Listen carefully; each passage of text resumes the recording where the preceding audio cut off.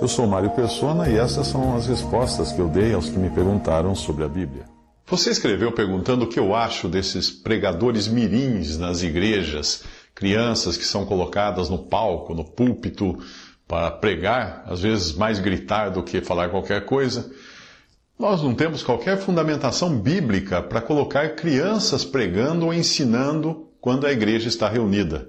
Também não devemos enviá-las a pregar o Evangelho, apesar de não precisarmos desestimulá-las a falar de Cristo a seus amiguinhos. Muitas crianças são bem ousadas nesse sentido e levam a sério a preocupação com a salvação de outras crianças. Faz lembrar o que aconteceu com um dos meus netos que mora nos Estados Unidos e costumava brincar com um amiguinho oriental de família budista.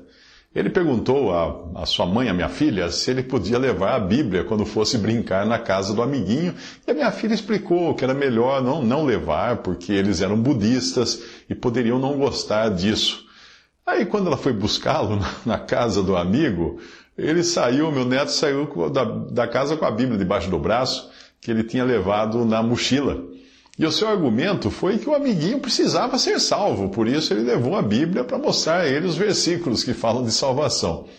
Mas isso nada tem a ver, isso é uma coisa espontânea, não é? Isso nada tem a ver com os shows que acontecem em algumas igrejas evangélicas, quando colocam uma criança com um microfone na mão gritando coisas que talvez nem ela entenda o que seja que ela esteja gritando. Ela está imitando os mais velhos que ela vê ali naquela confusão toda. Você acaso viu o Senhor nos evangelhos convocando 12 crianças para irem pregar? Não. Você viu algum caso ou ensino a respeito em Atos e nas epístolas de crianças? Não. Então está errado. Simples assim. Quando alguém me mostra um vídeo de uma criança pregando em público para uma audiência, eu penso logo naqueles números de circo com animais amestrados. Aquilo não é espontâneo, não está acontecendo entre crianças, como pode acontecer naturalmente. Aquela criança foi treinada por seus pais para apresentar um número, um show, mas não é possível saber se ela própria está entendendo o que diz. Ela apenas decorou e grita frases de efeito e atrai uma multidão, só porque acham uma gracinha, uma criança em um púlpito de uma igreja. O meu filho, quando era bem pequeno, ele costumava grampear folhinhas recortadas contendo versículos que ele imprimia no computador. E quando nós tínhamos alguma visita, ele sempre perguntava se queriam ouvir a sua pregação. Ninguém o induziu a fazer aquilo e nós ficávamos felizes por sua disposição. Mas isso era em casa e não numa reunião pública. No máximo, ele ajudava a distribuir folhetos evangelísticos quando fazíamos isso nas ruas de algumas cidades. Mas jamais pensaríamos em expô-lo a uma audiência como pregador, porque não é a posição que uma criança deva ocupar. Alguém poderia querer usar o exemplo de Samuel, que ainda jovem foi chamado por Deus e vivia no templo, porém, por mais que Deus pudesse usá-lo como usou, ele não estava ali numa posição de autoridade, mas como aprendiz de Eli. E aprendiz é o que toda criança deve ser na vida e na doutrina. Além disso, Samuel não é referência para a igreja, pois a igreja não existia ainda no Antigo Testamento. A doutrina da igreja nós encontramos nas epístolas. Eventualmente, Deus pode sim usar uma criança para de alguma forma abrir os olhos de um adulto ou para servir de testemunho para o Senhor neste mundo. A menina serva de Naamã foi usada sim, mas aquilo não era público e nem ensaiado. Eu já ouvi gente dizer que a criança poderia pregar sim, porque Deus já usou até uma jumenta. Sim, mas se você ouvir dizer que tem uma jumenta pregando ali na esquina, você irá até lá só porque é curiosidade? Não, você não vai lá para ouvir a palavra de Deus.